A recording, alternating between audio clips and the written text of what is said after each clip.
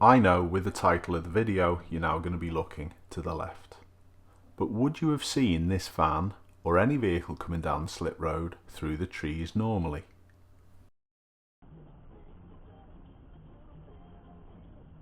It's not just this situation where you should be trying to look through or across things. Try it with corners, so you're seeing beyond the corner as you arrive, and even when you're emerging, look through the gaps in parked cars.